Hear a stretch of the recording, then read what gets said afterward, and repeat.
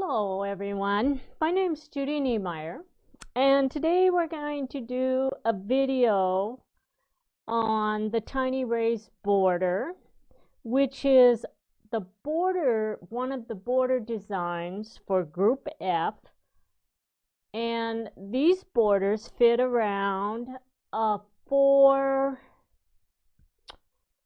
round layout of the Stella Maris stars. So on the wall, I have, this is a 3 round, and then we have a piece border around it. And the border I'm showing you today is for 4 rounds, so there would be another star, and then the border that goes around that. So we're working with the F group. And as I say in each one of my videos, if you have Quiltster, you would have colored your quilt and designed it, and then you would have printed out a sheet, and you can cut and paste fabric swatches on that, and it shows you at fabric F1 is my brown, fabric F2A is my brown, and I just keep going down this list. The other cool thing about it is it actually tells me what my cutting instructions are. So for fabric F1, I need 2 8-inch strips. It gives me the total yardage, or in inches, so 2 times 8 is 16 inches. Then it rounds up the total inches to the next 1/8 yard measurement, and which comes out to a ½ yard. So as you're reading that, you're going to be able to look at it and find out whether or not you have any if you need extra fabric. So like a good example is fabric F2A. I have to have 4 2¼ inch strips. That equals 9 inches. It's only going to tell me, my yardage tells me I need 9 inches. All right. If I do any type of a miscut on there, that last strip, I may not get that. So when you have something that's that close and you have to do several cuts out of it, you may want to think about moving it up just a little bit in your yardage, okay?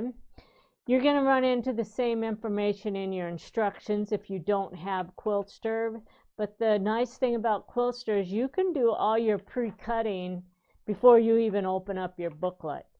And if you look, I have all of my pre-cutting all completed. All right, now we're going to pretend like you don't have Quiltster. And we're going to start at the very beginning of the pattern. And in every pattern, the very first part of your pattern tells you how many bags you have to have. And in this pattern, I actually have to have 9 bags, and you're going to set up 9 bags, and each bag's going to have a number from F1, F2, F3, 4, 5, all the way up to F9. We're not going to call the bags F1, F2 all the way through. We're just going to go bag 1, bag 2, bag 3, bag 4.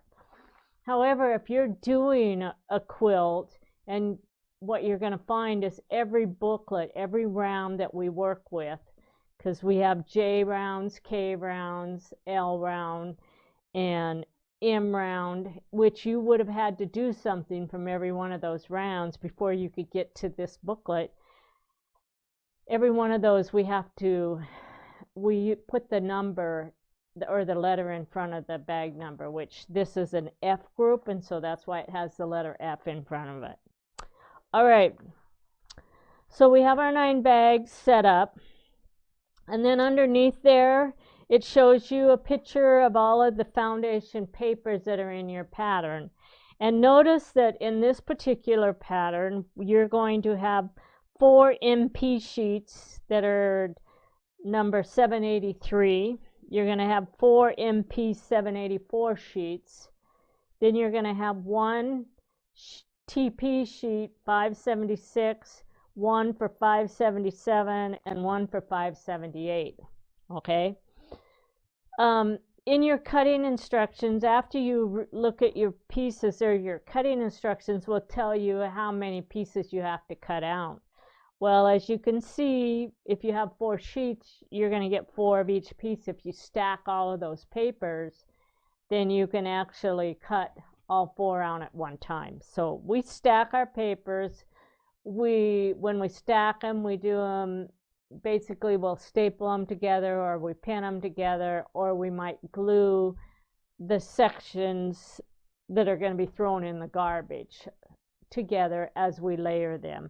So we have 3 different ways in which we can actually stack several sheets and cut through them at the same time.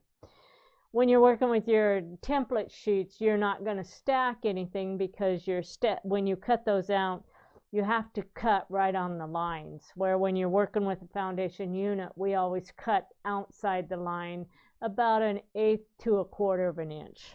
Okay, so anyway, you guys are gonna have to go through and sort through all of your papers, get everything cut out, because there's a lot of cutting for this quilt, and just in the foundation papers.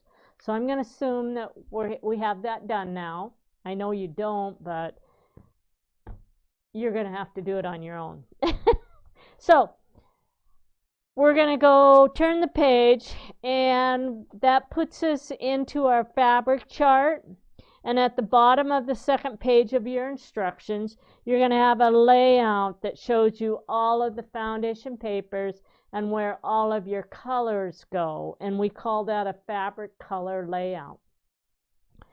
For this quilt, next to it, you're going to find the little note that said you're looking at the back side of the quilt. So these graphics are set up to match the foundation papers.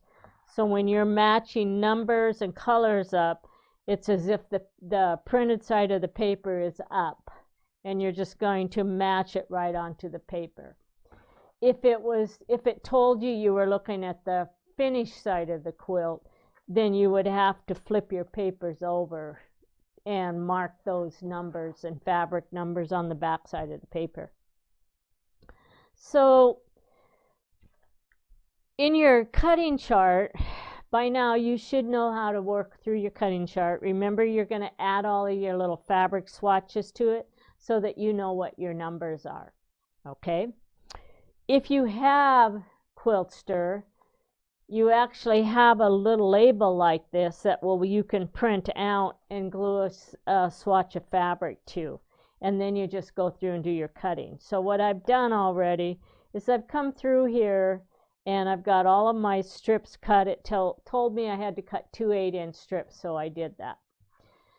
The other thing I did, and when I'm working with a pattern that has a lot of pieces like this, before I get into the cutting, I like to read through the cutting instructions, and I like to figure out where my template layout sheets go.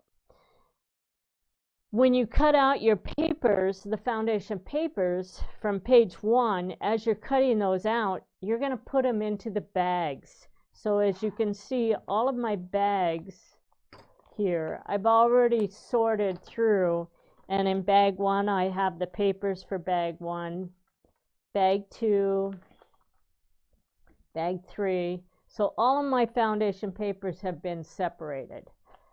Our instructions tell you in these, when you're working with mixer patterns, to place all of your template layout sheets, set them aside, put them all in one bag, and then I usually organize them in order. So I'll put my T templates together, and then I'll put all my template layout sheets from template layout sheet number 1 all the way up to the highest number.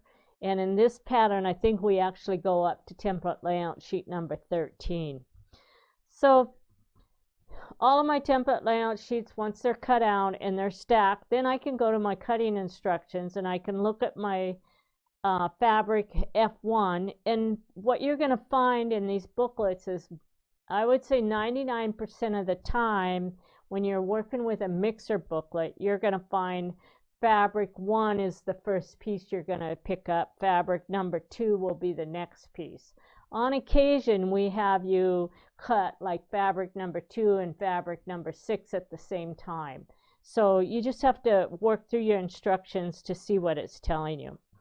So for fabric number 1, we're going to start right here.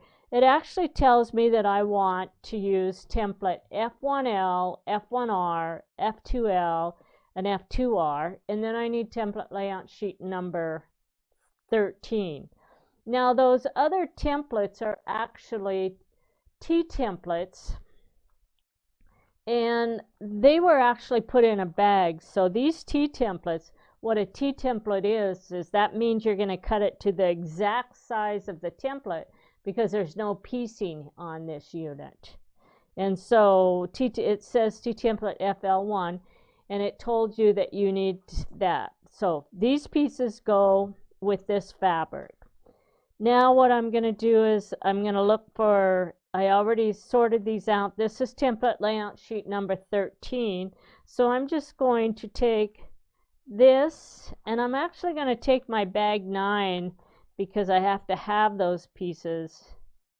And I think what I'll do is I'll just take them out of bag 9, because after they're cut they'll go back into bag 9, and we're going to clip them on to that stack. Then we're going to go to fabric F2, and our F2 fabric, this is for the actual ring of strips that go around, and if you are making this you'll know what I'm talking about, but there's a ring of strips that go around the quilt, and that's what fabric F2 is. Now you can have several colors for F2. We actually set the instructions up so we have an F2A, an F2B, C, and D color. So we're going to take those 4 colors, and they're in order here. And as I go through my cutting instructions, it's going to tell me which templates go on to those. So for F2A, if I follow through my instruction, it told me I needed to put template S1 onto it, and I needed 2 templates. So I just clipped them onto that, and I'm going to set them over here. And then F2, fabric F2B, I had to have 2 S1 templates as well.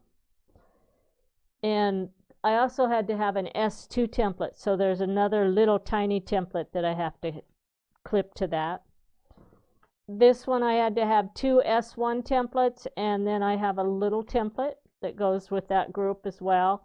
And the F2D, I've clipped 2 more S1 templates. So those are all ready to cut. Then when we get to fabric F3, I want to open this up and show you the way the template is set up on this. So what we did here is these are actually paper piecing templates, but what we did is we put 2 or 3 of them on a layout sheet. And so this is called template layout sheet number 1 and 2. This is number 1 here, and this is my number 2 layout sheet, if I read what's on there. Okay, so this is number 1. So on here I have 3 different templates that are used for foundation paper piecing. And the reason we do this is because these all have to be cut out of the same color. They also need to be cut out with the grain line going in the right directions as well. So what we do is we actually set it up, and then we put this big large dashed line around it. You don't want to cut those out individually, just cut around the big dashed line and keep them together like this. And then it's a lot easier to put them onto your stack of fabric, and then you just cut 1 template out at a time. So we have 2 sheets there, and that's just basically what we call a template sheet, template layout sheet, which you're not going to cut apart. So I'm going to fold these up. Those are ready to cut. Now we go to fabric F4.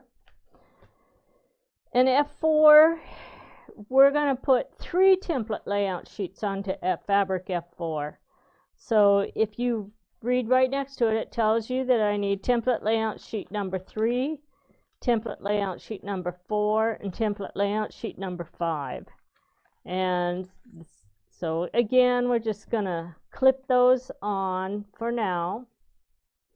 This makes it really easy to go through the cutting instructions because everything's organized and I just templates at the same time.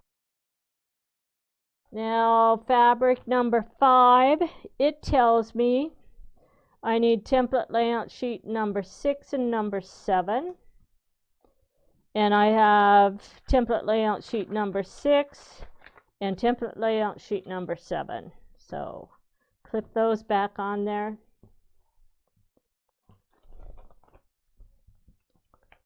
We turn the page and we go to fabric F6.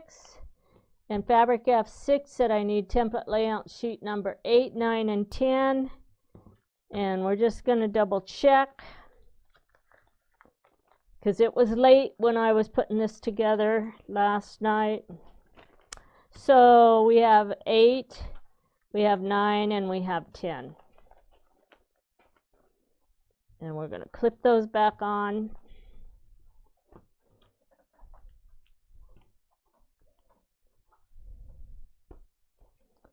And then we get to fabric F7.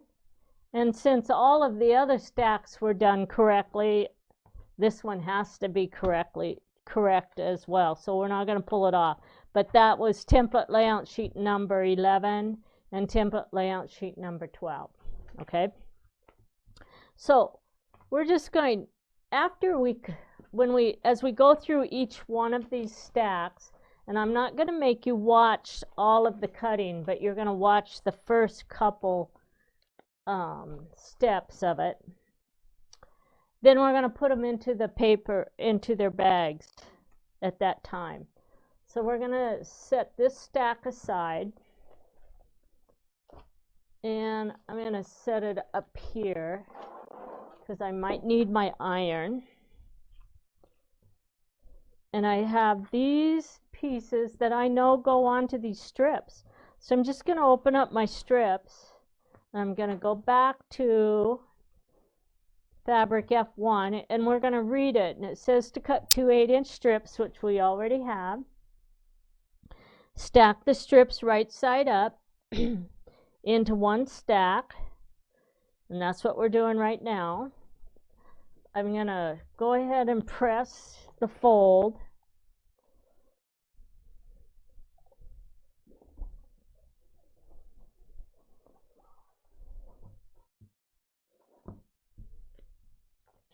And I'm going to remove my little label right now. Excuse me. So now I'm going to grab my templates and I'm going to look at the picture and how it's laid out. So it tells me to put my F1R template first. So we need to find our repositionable glue.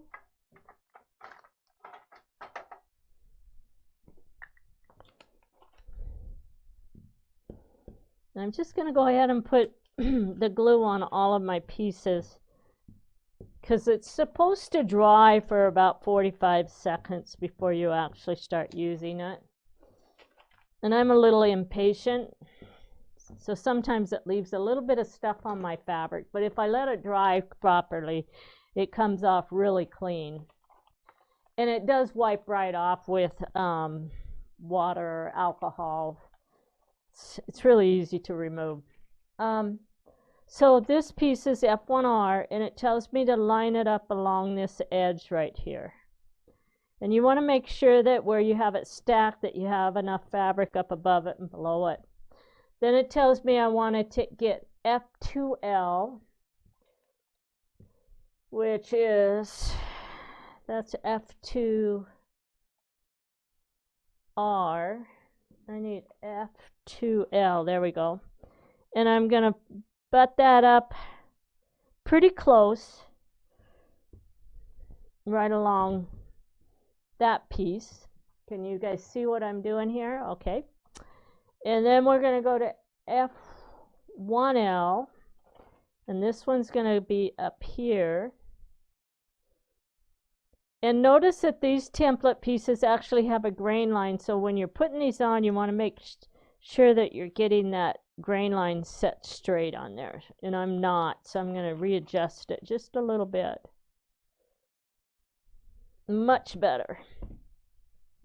And then this piece is my last one, and it goes right here. So I have to cut 8 of these. Cut 4 4. So I have to cut 4 single pieces. And I'm going to get 2 cuts here. So I'm going to grab my ruler, and I'm going to take and cut right along this edge. And then I'm going to pick this piece up, rotate it, slip it on here, and then this little piece, we have lots of room left over for it. And that's going to go right here. And that one tells me, for template layout sheet number 2, cut the remainder of the 2 strips even with the edges of template 13, layout sheet number 13. So from what I can see, I only need to cut 2 of those. Okay. Oh, I do, because I actually have more than one piece. I have 2 of each template on there. So that's where I come up with my other pieces. So I'm going to cut right along the edge of this.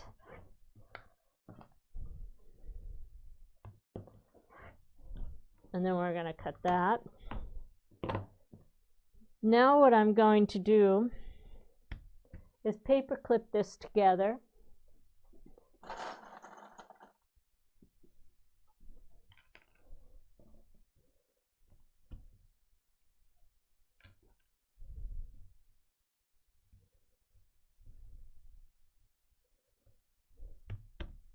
Now, there's quite a few TRP lines on these. So I'm going to actually take this and cut in between these, like that. And then I'm going to lift it up, and go to my machine, and I'm going to cut or sew all those TRP lines, and I'm going to sew all 4 of my layers together. I'm not going to trim them out right now. I'm going to wait until I'm actually ready to start assembling my quilt and using these pieces before I actually trim it down. Then I don't have to worry about everything fraying. And at that time, I can pull the TRP lines, and I may be able to see the holes in it enough to where I don't have to actually sew each one of those lines. If it's something I'm going to use to assemble later on that matches up when we assemble the whole quilt, then I will go ahead and sew those. So at this point, I don't really know which ones I can mark and which ones I actually need to sew. So we're just going to put the paper clips on it for now, and I'm going to just go ahead and cut them all apart, add a few more paper clips, and put them away, because I'm not going to make you watch me sew the TRP lines. You know how to do that. Let's just secure the pieces so they don't move for now.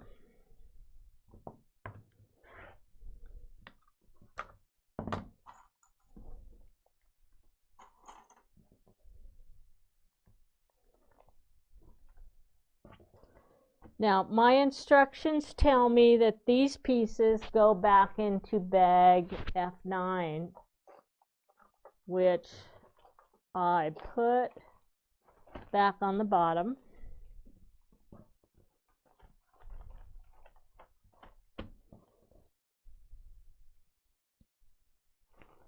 And the little pieces, those go into bag F6 and F5, which means in order to put it into 2 bags, I actually have to cut them apart. So we're going to go ahead and complete the cutting on them.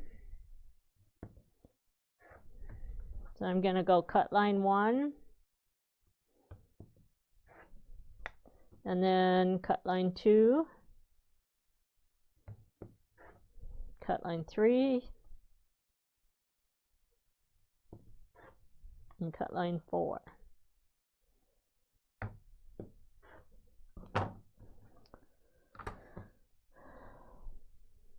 So then I have to read my instructions. And it tells me the F2R pieces. So this is an F2R. And this is an F2R. So we're going to clip those together. And those go into bag F6.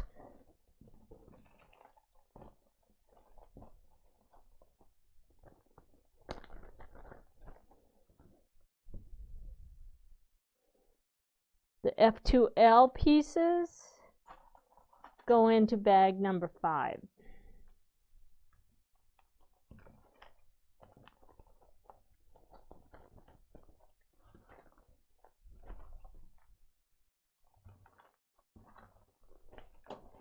Okay, I'm going to go through one more group, and the reason I'm going to do this next group is because these are the strips for the strip piecing. So we have everything set here.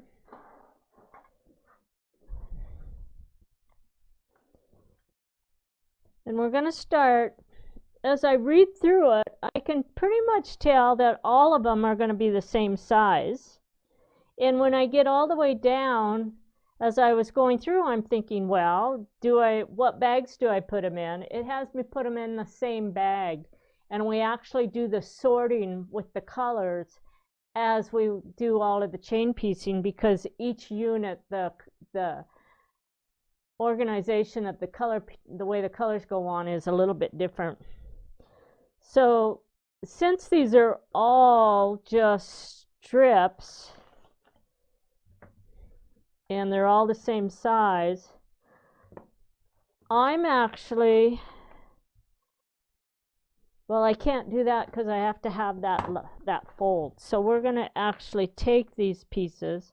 I'm going to take my strips, and everything's supposed to be right side up. So if you have fabrics that have a right and a wrong side, make sure this little piece that you keep in the fold together. And what I did there, so now I'm going to restack everything so that it's all right side up. Now these pieces do not have a right and a wrong side. You really can't tell the difference. But if you're really picky and you're working with batiks, look at the side you like the best and use that for your stack it up. I'm not very picky, so I'm just going to leave them. And these pieces, the other thing I need to do is I have to keep track of what this color is. And so when I get into the paper piecing part of it, I have to split all of my sheets and keep track of my colors. So last night I made a whole bunch of little labels, and these pieces are F2D. So I'm just going to put this label, one little label, on each one of these strips, because they get separated when we start doing the chain piecing. If I don't label them, I won't know what the color number is.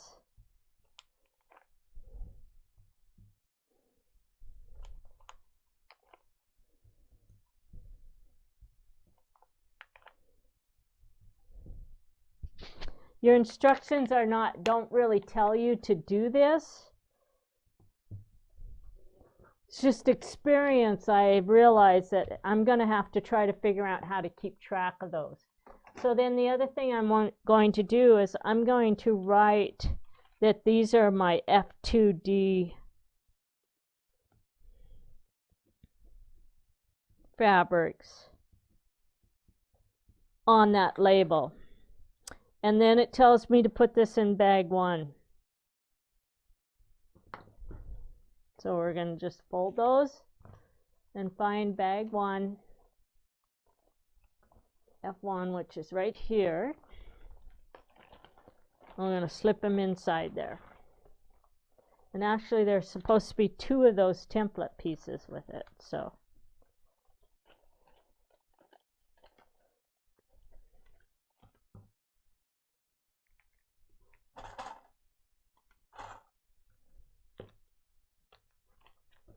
And that other template, you'll figure out why that's there later on. Okay, so that's bag 1.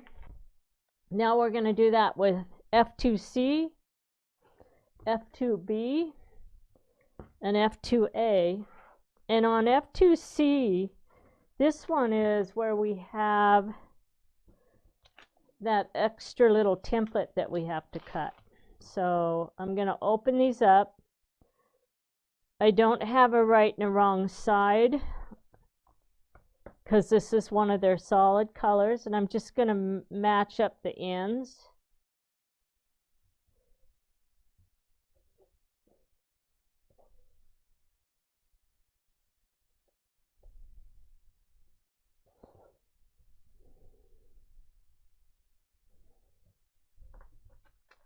I'm going to pull this off. I'm going to make sure my fold's on one end, and we'll just go ahead and slip both templates on there for now. And then I'm going to cut.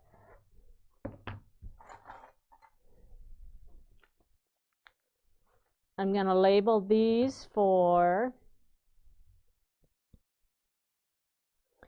fabric F2C. And again, I'm going to take my little labels here.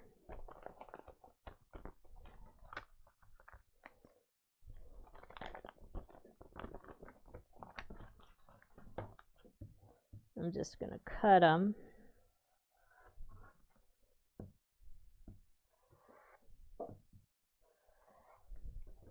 And I'm going to clip them to that stack, so I'll have those later. Then we're going to take this template piece, and we actually have to cut these. So all we really need to do, we're going to want to press that fold out.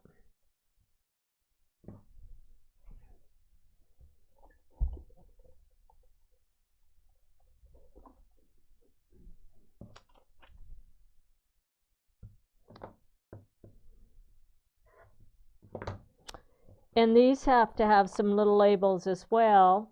And these are my fabric F2C. So I'm just going to cut these labels.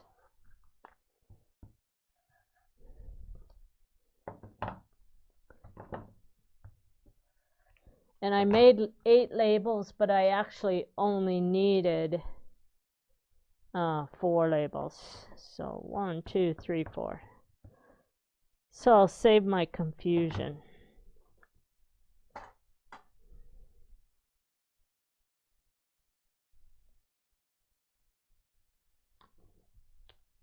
And that one tells me those actually go into bag F5.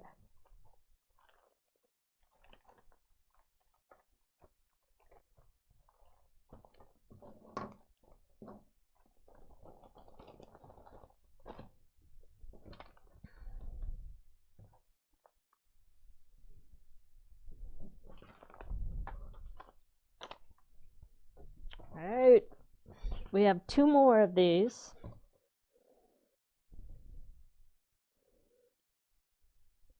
And again, because I really don't have a right and a wrong side to these fabrics,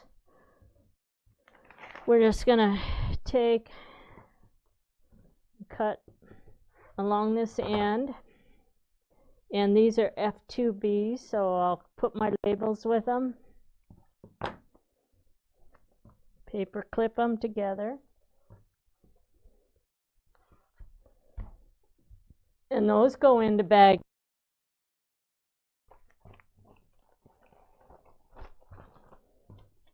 And these pieces go into bag F5.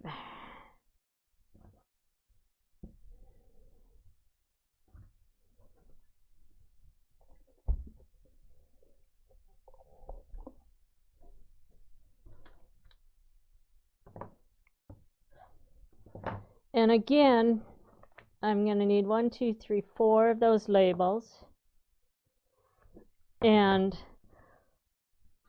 notice that the last ones went into bag 5. Well, these are going to go into bag 5 as well, because you're going to sort what's left over into some other bags as you do your strip piecing. So what we're trying to do is set it up to where all of these pieces go in the number 1 bag, and then as you start working through the strip piecing, then you just keep moving the pieces on into the next bag. And when you're done, you'll have all the strip piecing done and all of your the right fabrics organized for you. Now we're on F2A, and here again, all we have to do is pull this off,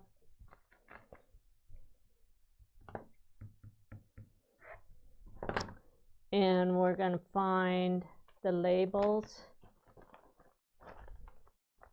for these little pieces. And what did I do with them? I have them somewhere. I think I threw them away.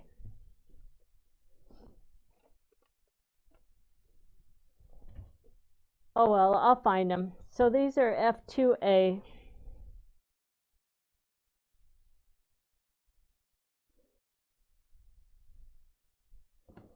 And we're going to clip them together. And those go into bag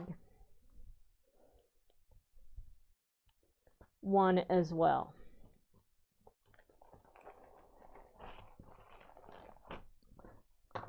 Okay, so after we get all of that done, I told you I would find them.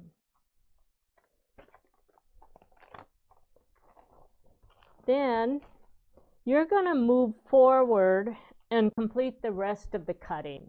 And I don't think you really need to watch me for 2 hours go through and cut and sort. So I'm going to let you do that on your own.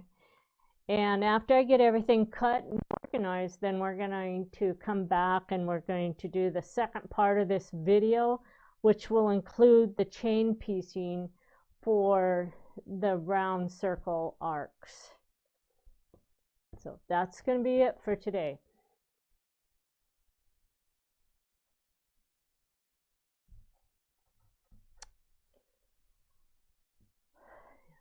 Okay, we're going to pick up in this video where we left off with the, we're working in the tiny raised border, and we've completed all the cutting, and now we're going to get into the strip piecing process.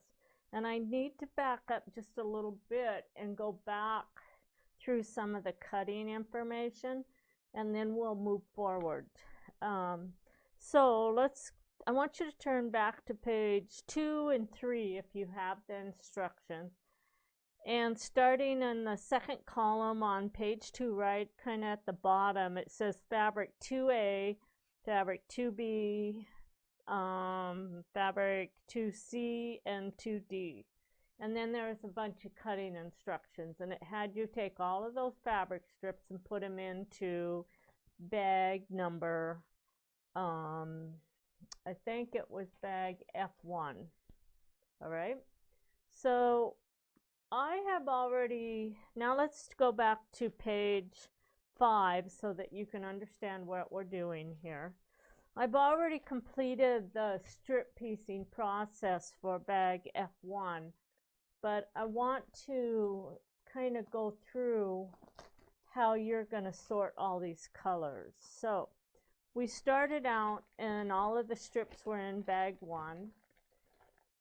And before I started doing any paper piecing, I went through, and I'm going to find the right piece here.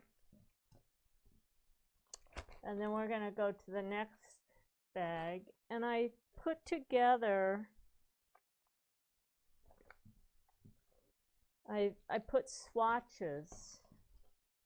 And I want you to see these swatches on all of my papers. So each unit has swatches on it, okay? Then what you're going to do is after you get done with bag number 1, you're going to take all of the leftover strips and you're going to put them with bag number 2. And then you're going to sort the pieces for bag number 2, which I sorted that group for you. Then you're going to take the leftover pieces and you're going to grab bag number 3. And see, I've already put my colors on there, so strips. And you're going to want to find section 1, and so I'm going to start with the very last strip. And I have all of my strips in order here. And this one goes here. Now, this is really easy because all of mine are just every other color, but if you guys have 4 different colors, then you're going to have these letters on there. And if you broke your instructions when you were coloring them in Quiltster, you may have even more colors here. So keeping these strips in order is something you're going to need to do. So this one here is the very last one, and that happens to be an F2B fabric right here. So I'm going to pick up F2B and put it in my hand right side up. And then my next one over, and I put my things right on top, is an F2A. So I'm going to put F2A on top of it. And then we go back to F2D, and then F2C, and then we have an F2B,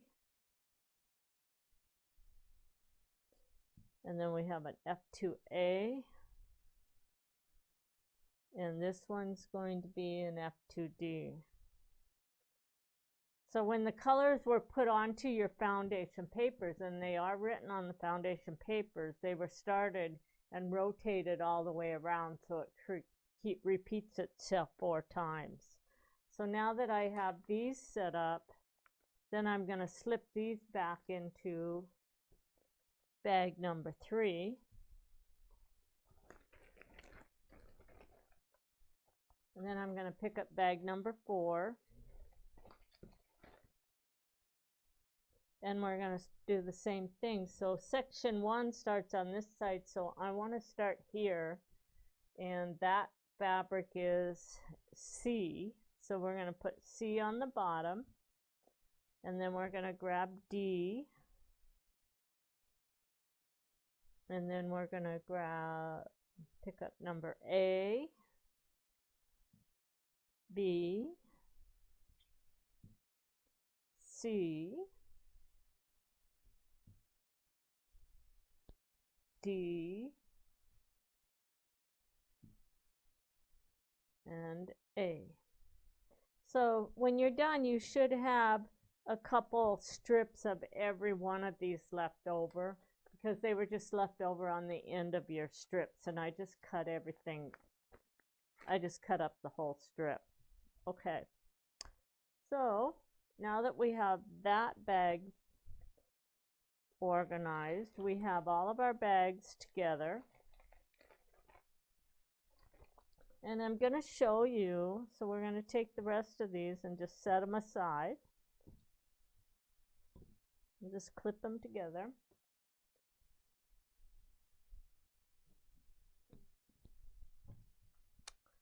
And this was my this is my second bag in the unit F1R. And something I want to bring to your attention with these pieces is some of the papers are going to have you start sewing on the left side, and some of the papers are going to have you start sewing on the right side. So you need to pay attention to where your section 1 starts on your foundation papers. And it just depends. Some of the pieces are set so they go this way, press this way, and some of them are pressing this way. So pay attention to that. Don't just pick them all up and start on the same side of sewing, or your seams are going to be going in the wrong direction. When I get done with my strip piecing, this is what my units are going to look like. And then I'm going to come in here and we're going to start trimming these units. So I'm going to go ahead and show you how to do the trimming on this before I start the paper piecing. I've already trimmed off some of the excess on this piece. So we're just going to take our ruler and you're going to trim the little smart corners at the bottom. And I should remind you that there are TRP lines on some of these papers as well, so you want to sew those TRP lines before you do all your trimming. And then we're going to do the curved seam here. And remember, if you have a curved ruler, go ahead and just use your curved ruler to help you with that trimming. Then we're going to, that's a straight edge there. Do our other smart corner. And then trim the top edge, which this one is also a curve as well.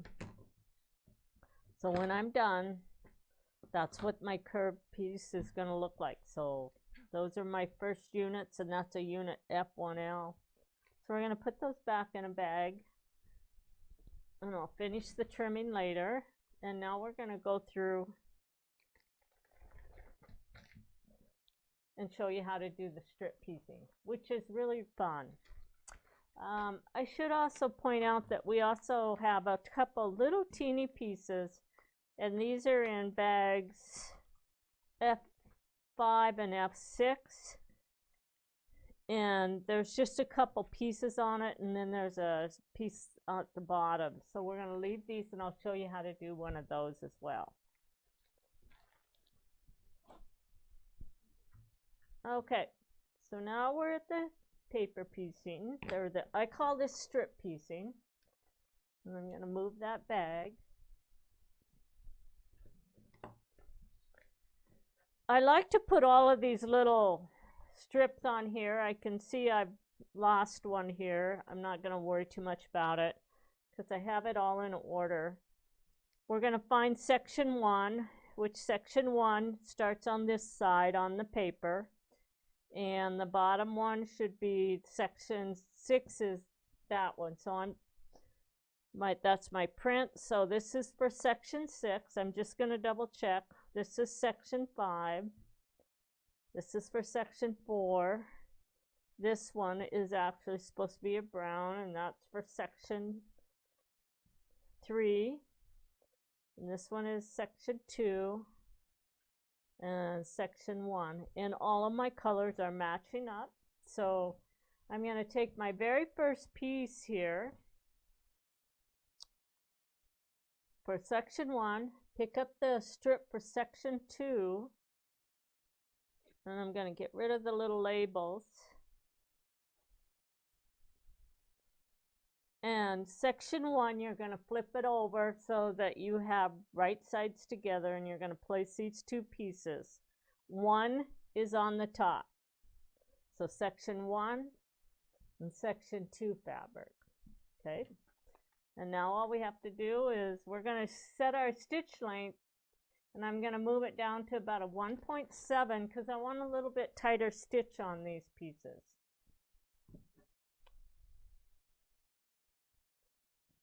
We're going to take this, and I have to put it like this, so I'm turning my papers upside down. And when I sew, I'm going to sew right on line 1. The dashed line is going to match right along the edge of my seam. So I'm going to sew my first one on, then we're going to pick up the next one. We're going to sew it just like that. So we're just going to keep sewing down. We're going to sew the next one on. And the last one. So there's room to do 4 papers. So I'm just going to stack these. We're going to put this strip at my machine. And I'm going to start sewing on the strip. Just do a couple stitches to get the strip started. And I'm going to put my needle down, okay, and then I'm going to lift the pressure foot and line that first one up. So there's no gluing on this. So I'm just going to butt that up right next to my needle, and then I'm going to start sewing.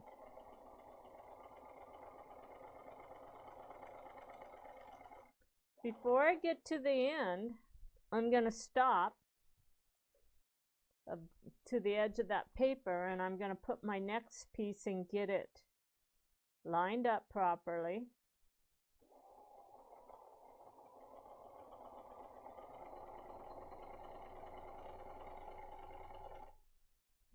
Then we're going to take the third piece of paper,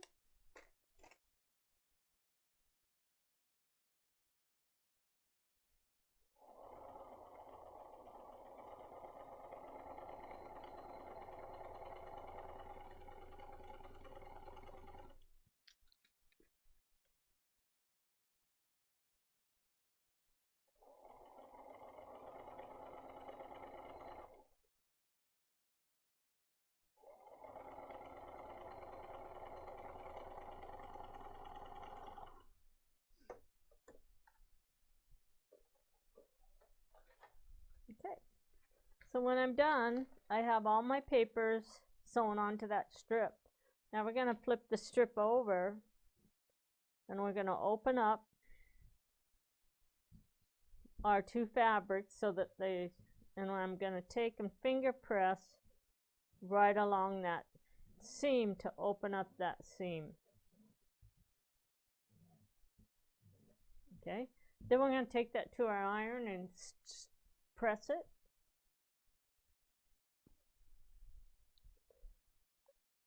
And when I'm pressing, I want to press towards the way the seam is pressed on my foundation paper.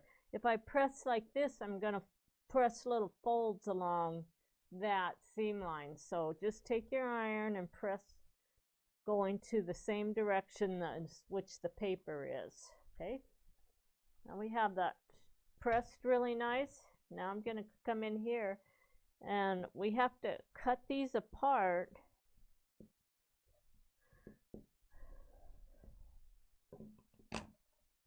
These pieces have an angle to them, so we don't want to, we can't just trim that, fold back and trim, because everything has an angle and we can't get a ruler on that. So we're just going to take them, restack them, and we're going to bring this over like this. I'm going to grab my fold templates and my add a quarter ruler.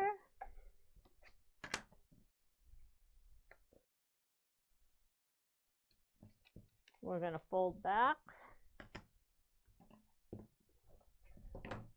and trim, and then just stack it.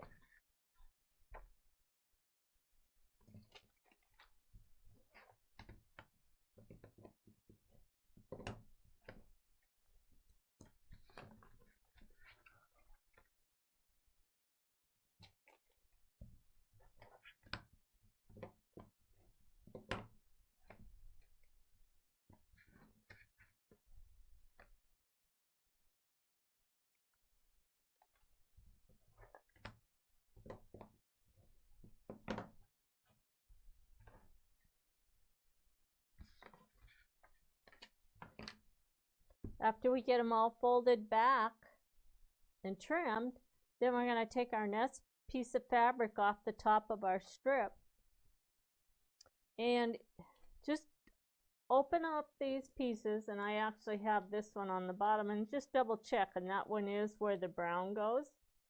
And then what we do is we butt them up. When I sew, I line that up just like that, and then after I get it lined up with the raw edges, then I fold it back and I sew. And then we'll pick up the next one and we line it up, raw edge to raw edge, then fold the paper open, and you're going to sew. So we're going to do that. We're going to take this up to the machine, and after you get up to the machine, just go ahead and fold that paper back open, and you're going to start sewing on line 2.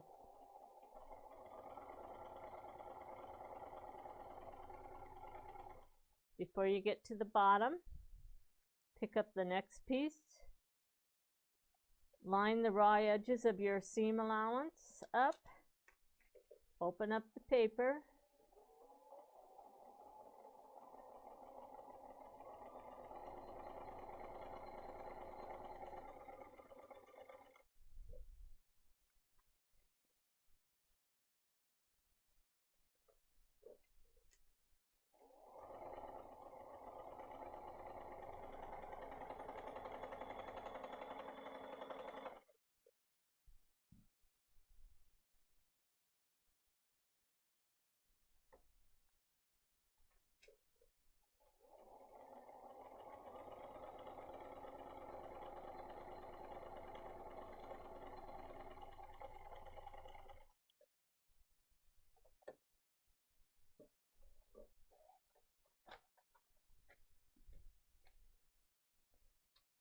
now we're going to finger press the seam allowance, finger press everything open. Then we're going to go to the iron.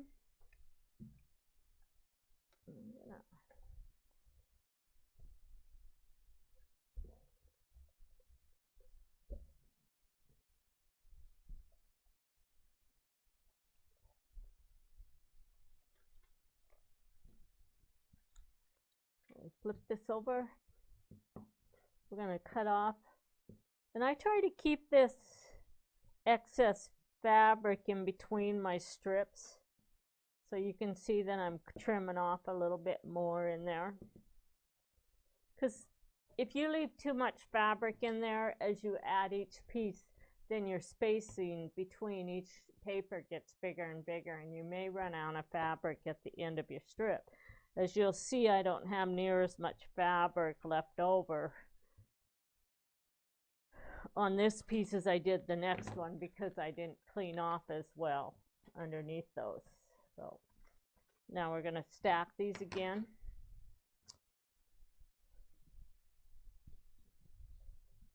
And we continue to add each strip as we go when we're working with these. So one thing I want to bring to your attention about strip piecing like this, once you get started with this, it's like you want to strip piece everything that you can find that is an arc. Unfortunately, we don't have a lot of patterns that use this. We have some wedding ring patterns and a few others, and I agree I need to have like 100 of these variations, because they're really fun to do and they're addicting, and it's a really easy way to use up a lot of your strips. So maybe someday we'll get some more. Now I want to go back and review just a couple more things on your pattern. So for those of you that are reading your instructions as you're going, one of the things I want to point out in the instructions is the very first, when you start the strip piecing instructions, it tells you, if you look at your graphics, it's actually going to explain and show you the order that the fabric colors are placed in on there. All right. And that's really helpful, because you can actually just read that and start at the strip number 6, put it on the bottom, and then restack. Then it goes all the way through and shows you the steps to paper piecing, like what I just showed you. All right. After you get the first one done, then it comes back, and if you look over on page 5, it gives you the layout for the other 3 foundation units that you need. All right, so we've given you a layout for every one of those, and like I said, I normally just glue the swatches on there. You can also put swatches here. The swatches really stop you from picking the wrong strips up, and if you have a lot of different colors, the other nice thing about the swatches is if you have to put it away in a bag and your fabric gets flipped over upside down or something, you're still gonna know what fabric goes where. So this is a safety factor that's really nice. I'm gonna finish these up later. So right now we're gonna go to the next bag, which is bag 5 and 6. And in bag 5, I'm just going to pull them both out at the same time. So that's my bag 5. And this one is 6. And it's going to tell me the same thing here. So for unit F2L3,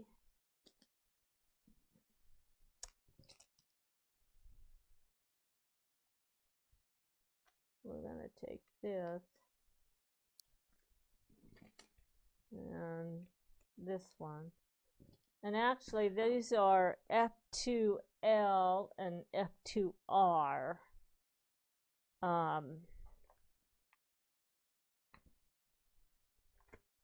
So I think I have a little typo there I'm going to have to fix. You're going to gather each of these up, and you need your fabrics, and we have both of our fabric colors there. And if I look on the paper here, I'm going to fabric F2C. I'm going to cut a little swatch off of this one.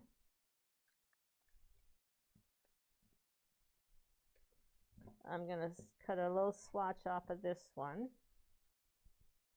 and keep these together so I don't forget. So F2C here, let's see, my brown one is that one goes right here. And we're going to find some glue.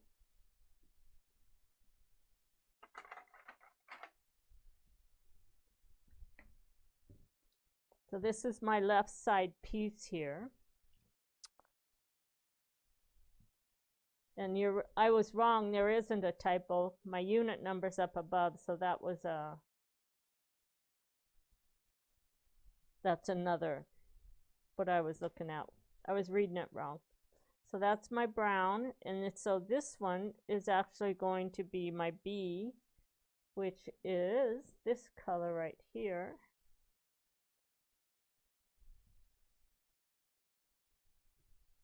And then my bottom piece is that one. So we're going to actually take these, and my first section is my brown, so we're going to take 1, 2, 3, 4 of these.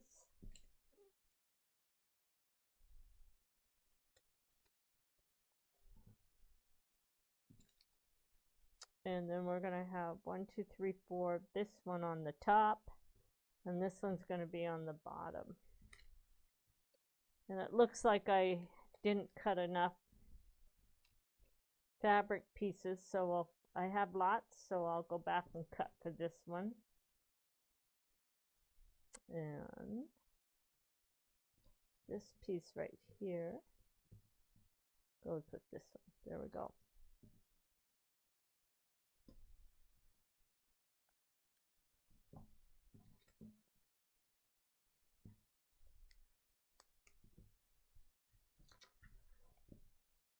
So we're just going to take this piece, and this is back to our normal paper piecing. We're going to put glue underneath fabric F2, and we're going to line that up. Just set that on there, and then you're going to do the next one just like that. Put our glue there.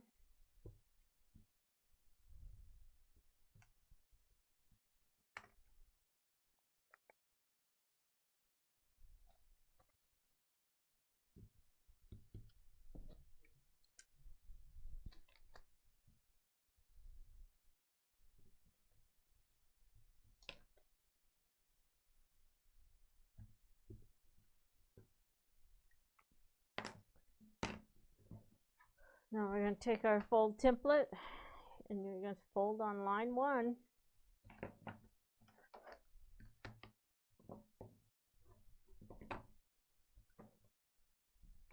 And I'm just going to do one of these for you, because I think you guys know how to do it by now. I don't need to glue that. So we're just going to slip that one under, and I'm going to take it to my machine.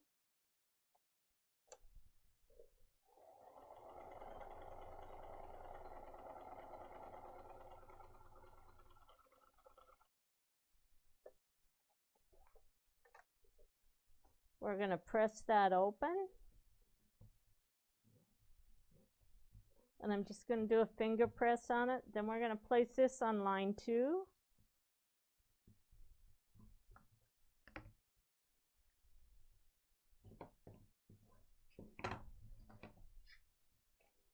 And make sure you're working with the right template piece. This is a template F2L3. And so this piece, this is my sew side right here. So I'm going to pull the paper off.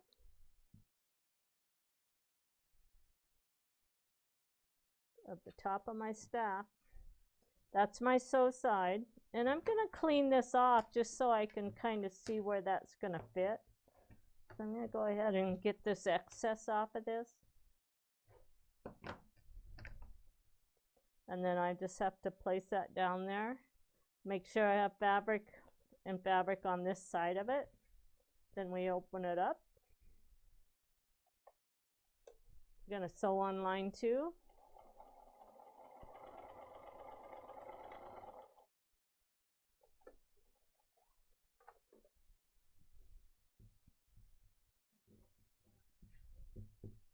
Okay, and now I'm going to press that really quick.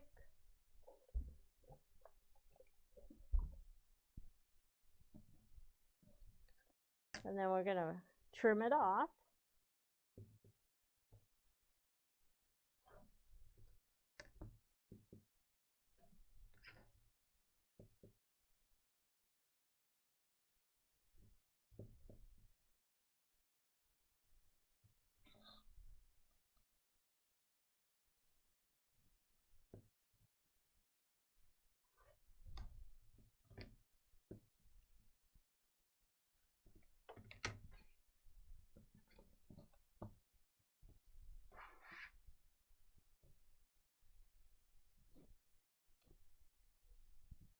And there's what that little piece is going to look like when we're done with it. So I'm gonna finish this up, and then we're gonna come back and I'm gonna show you how to do the big pieces for your border. So we'll be back in just a few minutes.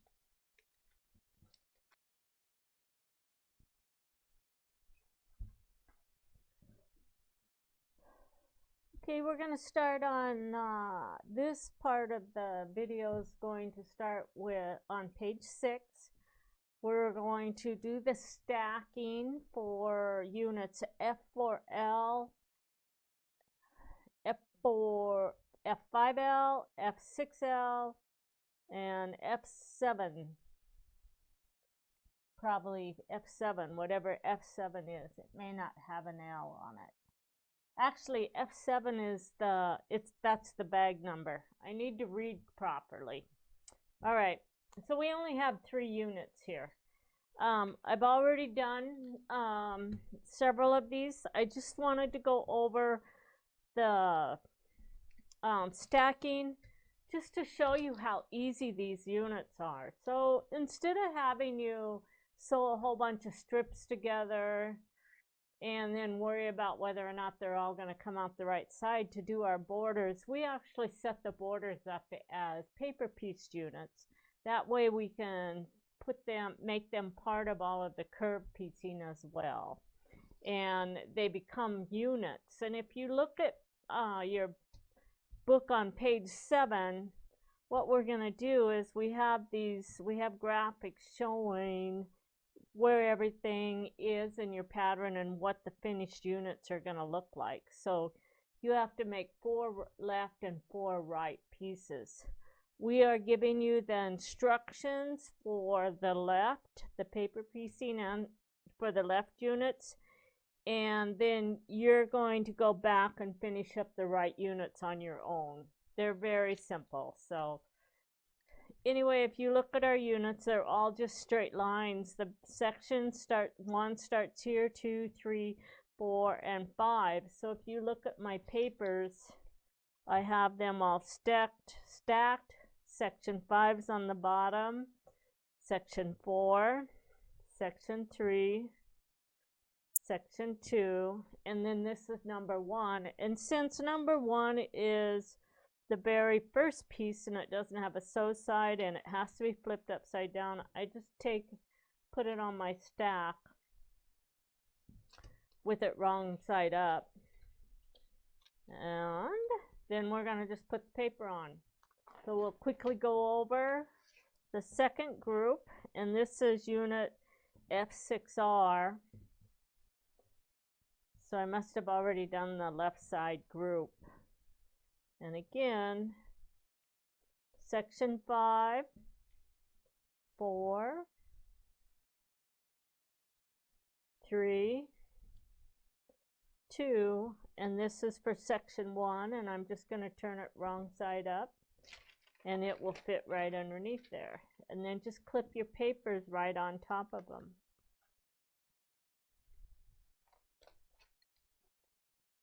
And then this one is probably going to be F4R, and it's done the same way. So section 5's on the bottom, and section 1's on the top. So I'm going to move my book, and I'm going to give you guys an idea how I do this. So we're going to take the book. When I have a whole bunch of units that are very similar in piecing process, then I like to actually stack them and chain piece all of them. So we have the F6R group, which is right here. I'm going to put those. And then we have our F5R group, which is right here. And this is the big group. So I'm going to move them and put them in order.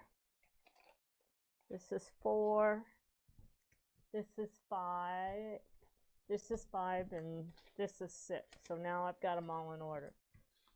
So we're going to pull the paper clips off of them. And I'm going to take my foundation paper. I'm going to slide that. I'm going to slip this over like that. We're going to find our glue, our repositionable glue.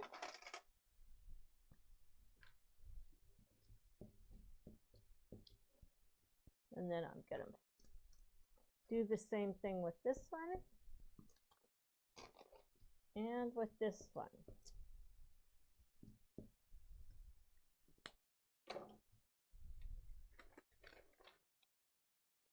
Then we're going to flip it over and we're going to get it positioned.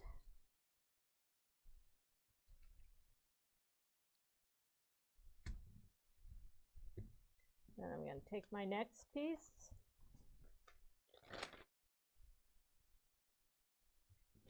I'm going to position this one.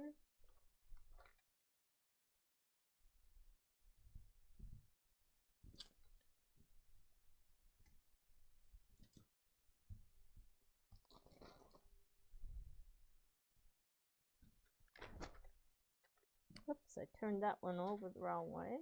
That one's supposed to go like that.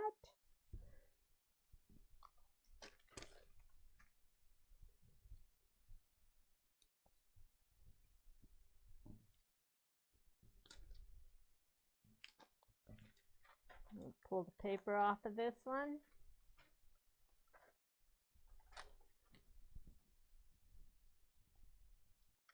Now we're going to find our big add a quarter ruler, which is right here.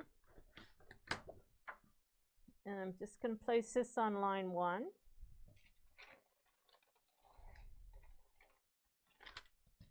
Fold that back. Trim.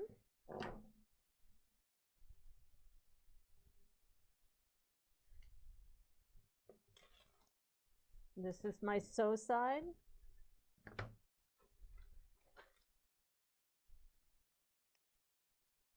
And I'm going to lift that, so set that piece up there like that. Whoops.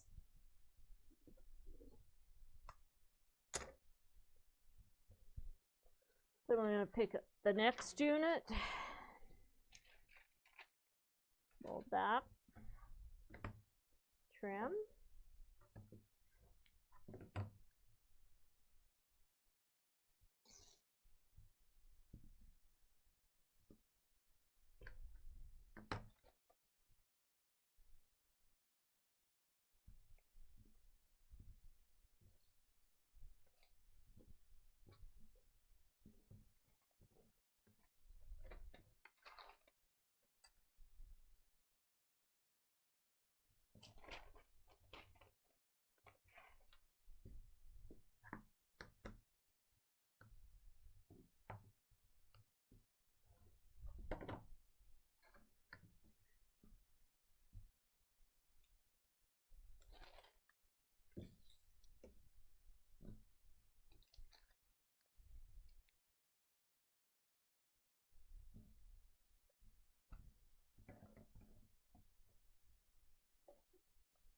Now we're going to take our glue pin and we're going to fold back.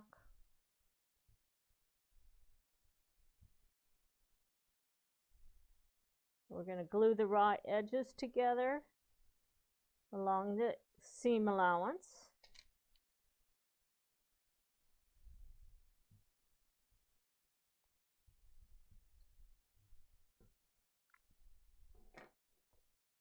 Then we're going to pick up each one of these papers and we're going to sew it.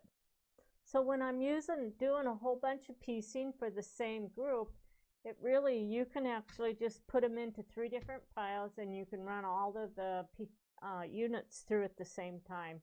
And it will save you quite a bit of piecing time and organizing, because everything's right in front of you. All right. So I'm going to finish up paper piecing on this, and then we're going to come back with our very last video that's actually going to show you how to assemble all of the units. Okay, I'm going to show you guys how to assemble all of our parts now. We finished up the paper piecing, and I'm just going to show you what one of the border pieces looks like before it's been trimmed. And then when you get all your pieces done, then you're going to have to go through and trim. I will point out that if you're not going to make this quilt a bigger quilt, you don't need to sew the TRP lines that are on the outside edge of the border, because that's the finished edge, and so there's nothing there to match up to. If you're going to make this bigger and you're going to add another border, then go ahead and mark these, because they'll match up to your next border that goes on to this piece. All right, so let's go to our book for a minute. And on page 7, it tells you how to lay out. There's a graphic that shows you how to lay out all of your pieces. And if you don't have a design wall, then just put them together on your table. And then below the first graphic, illustration 2 actually tells you to join the bottom piece. Look at my wall here now.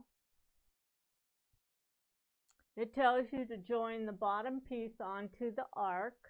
So we're going to sew those 2 pieces onto first. Those are curved piecing. And then it also explains to you which way you're supposed to press that seam.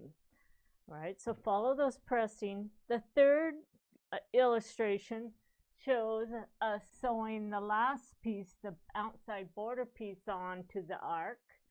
And then you're going to sew those 2 pieces together, and then this piece goes together. So if you look, I've already assembled this side. So I have this piece, and this piece, and they're all assembled.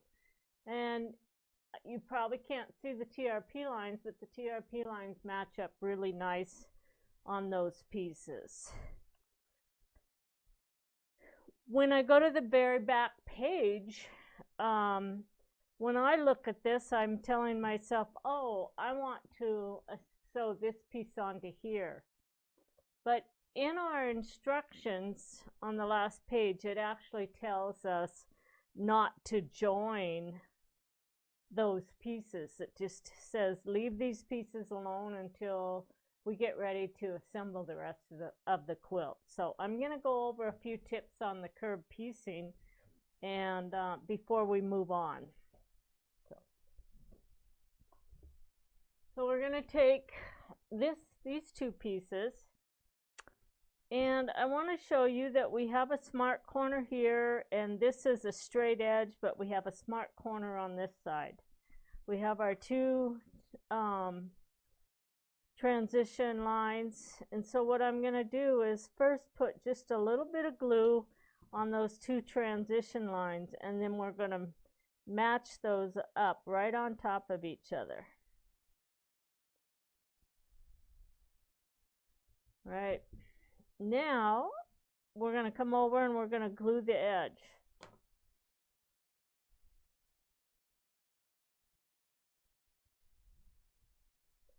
And then we're going to start at the beginning, and I'm just going to glue right along the raw edges match the smart corners along the edge, and then I'm going to glue it back until I hit the center. Then we're going to come back and we're going to put a little bit more glue in between here and get all of our raw edges glued together. Now, a good portion of us as quilters, when we try to sew something like this, we'll put a pin in the middle, then we just start sewing. Well, as we work with bias pieces, a lot of times the fabric's going to stretch on the feed dogs or even up above under the pressure foot. And so the idea of the glue is to glue and match on both ends, and then we don't have to worry about it. It's going to feed that fabric and that curved seam through as if it's one piece of fabric. So we're going to take this over to our sewing machine, and we're going to start right on the edge.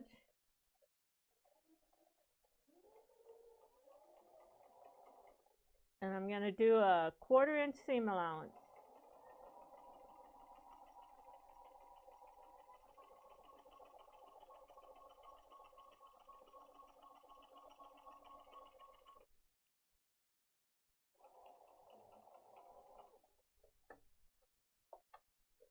Okay. After I open that up, I can tell that I have a really nice fit. I'm going to get rid of all of the excess threads. And the other thing you're going to want to get rid of is any TRP these lines that you've sewn. Go ahead and pull those out right here now, because you don't need them anymore. And it's a lot easier to pull them out as you go than it is to sit there and pull out a million of these when you get your whole quilt done. So they come out really easy.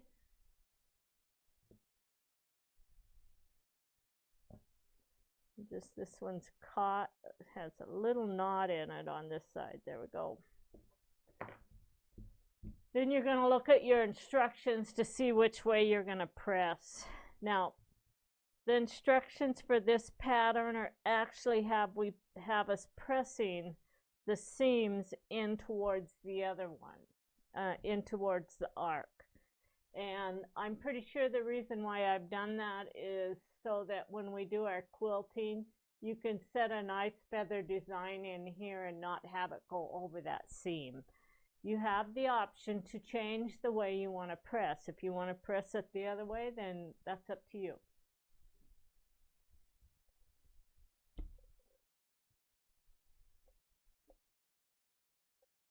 Okay. So now we're going to take this piece off, and we're going to do the same thing again. I'm going to match up my 2 TRP lines first.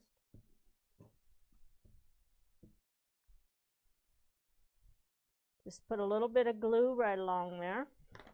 It's wrong sides together.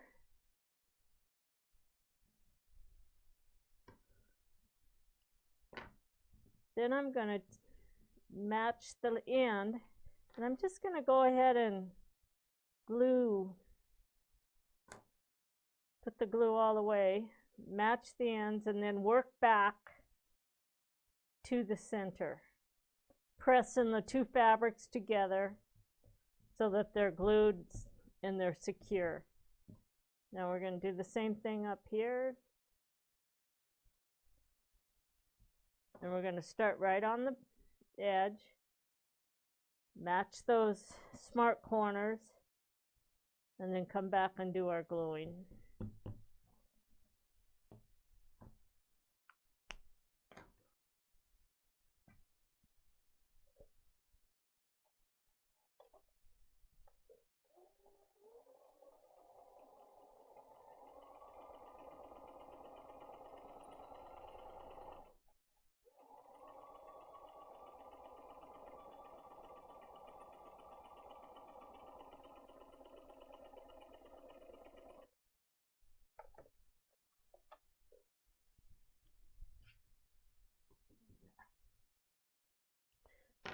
When I'm doing my curved seams, a lot of times if I have a couple machines sitting next to me, where I'm working with a really dark fabric, I'd put my dark thread on another machine.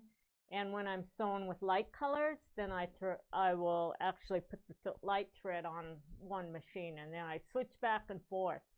One of the things the other thing I'll tell you that I do is if I end up working with pieces that have light and dark, I normally will go to the lighter thread, and I downsize my stitch length, because if you have a tighter stitch length, then when you go to press these seams open, those stitches aren't going to show as much as if you have a looser stitch. So you want to kind of check it.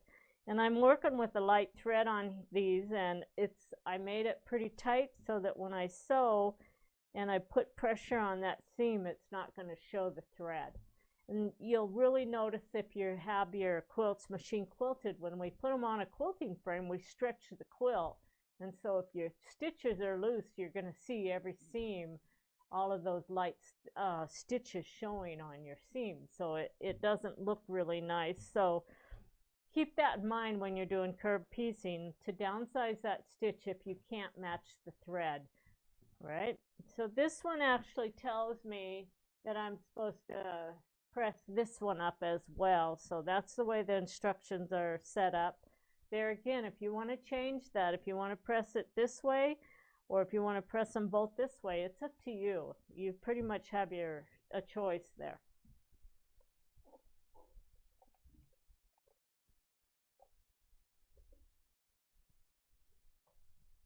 All right, so then all we have to do is finish up the next piece, and then we'll have all of the units done for our quilt.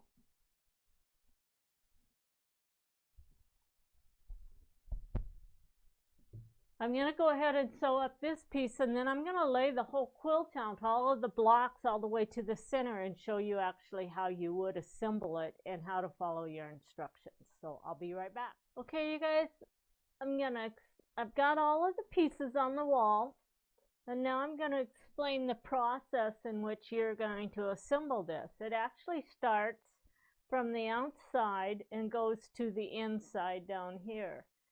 And in your instructions, you have a piece of newsprint that shows you step by step as you go through this.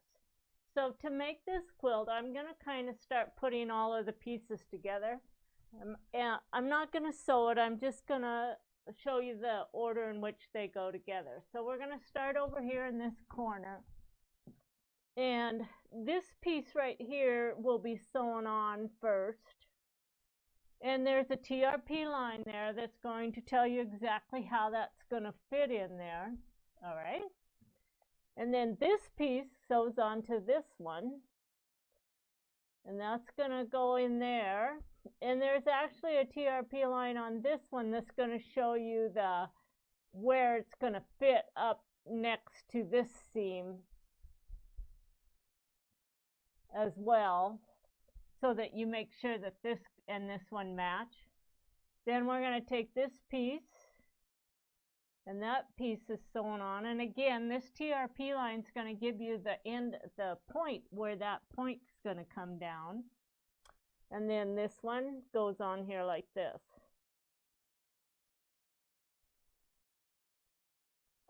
Okay, so now on this piece, these are actually set up for, I've got this one pressed out in this way, and this is pressed going out that way. And if I want to do opposing seams, what I'm going to do is come back and repress this seam the other direction, which I think I'll do that, because you're going to find on your little veins that sometimes those opposing seams work a lot better for you.